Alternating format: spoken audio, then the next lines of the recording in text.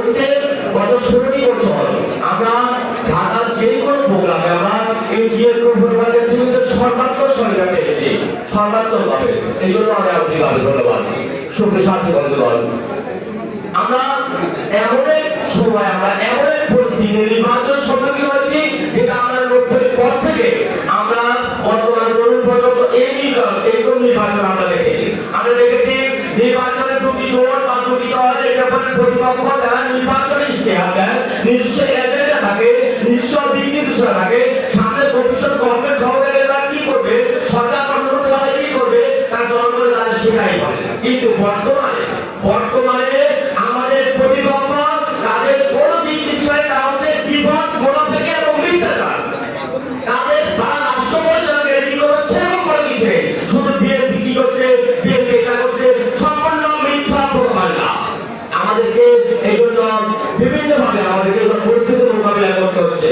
কিন্তু আমরা সর্বপ্রথম যদি না হই, তাহলে সর্বপ্রথম যদি আমরা মোকাবিলা না করি, তাহলে আমরা এখানে আমরা পিছিয়ে পড়বো। তাই আমাদের বিভিন্ন টিম গঠন করা হয়েছে, আমাদের 4টি বিভিন্ন ইউনিটের টিম গঠন করা হয়েছে। তারপর আমি আমাদের প্রার্থী একটা মাহমুদ ফুকরভাই গ্রহণ করবো। আপনি কিছু মনিটরিং টিম গঠন করে খুব দ্রুত কঠোরভাবে নির্দেশনা দিন, যাতে প্রতিটি ইউনিটে, প্রত্যেক কেন্দ্রতে আমাদের কিছু আরো কার্যক্রম বিভিন্নভাবে পরিচালিত হয়। আমি আমাদের প্রার্থী গ্রহণ করবো, আমাদের মহিলা টিমকে খুব দ্রুততার সাথে প্রতিটি ঘরে ঘরে আমাদের মা বোনদের বোঝাতে হবে যেভাবে তারা জানাতে বিএনপি করছে, যেভাবে তারা বিএনপি বিরোধ করছে, যেভাবে তারা বিরোধিতা করছে, যেভাবে তারা মনোবিধি করছে, এটা আমাদের বোঝাতে হবে। আমার মহিলা বলে যে কোনো মহিলাকে হবে না, একটু শিক্ষিত মহিলাদেরকে দিয়ে আমাদের এইসব টিম গঠন করে এইসব মিথ্যাচারের জবাব আমরা দিতে হবে। আমি ঢাকার জিএসকো পরিবারের নেতৃত্বকে আমি যদি আমাদেরকে সর্বাত্মক সহায়তা আগ্রহ করেছেন, তারপর আমি বলবো যে আপনাদের এখনো সেই দায়বদ্ধতা আছে আমাদেরকে আর্থিক সহায়তা করার জন্য, এই কঠিন চ্যালেঞ্জ মোকাবিলা করার জন্য। কঠিন বলতে এই কারণে বাংলাদেশ জাতীয় দল বিএনপি বর্তমানে একটি চ্যালেঞ্জ কারণ আমরা কাজ প্রমাণ করেছে, কোন আগে বলছে আজকে 16 সালে থেকে বলছেন সামনে নির্বাচন খুব কঠিন নির্বাচন, সেটা আমরা এখন তৃণমূলের কর্মীরা হায় হায় করে পাচ্ছি।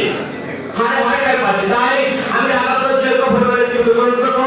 আজকে আপনারা এখানে ঢাকা যারা চাকরি অধিকার বিশিষ্ট ব্যক্তিবর্গকে একসাথ করেছেন, আপনারা সময় নষ্ট করে আমাদের এখানে এসেছেন, আমাদের কিছু মতামত দিবেন, আমাদের মতামত শুনবেন। কিন্তু আমি তাদেরকে অনুরোধ করবো, বিশিষ্ট ব্যক্তিদেরকে অনুরোধ করবো যে ভাই আপনারা নির্বাচনে কিছু একটা সহায়তা করে, এটা যদি আপনারা বলেন দায়িত্ব শেষ না ভাই আমি বলবো না আমাদের দায়িত্ব, আপনাদের কাছে আমাদের আর কিছু পাওয়া চাওয়া আছে।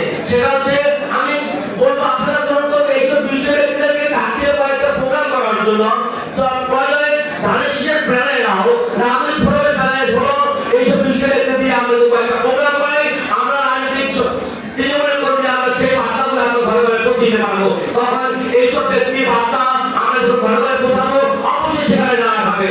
আর এটা উদ্যোগীকে পারে আমার ঢাকা জিএসকো ফোরামের নিয়ত সর্বসারী সমাজ পক্ষ থেকে আমি আমার চাকরি পরিষদের পক্ষ থেকে রক্তিম জানিয়ে আমার বক্তব্য এখানে শুনলাম।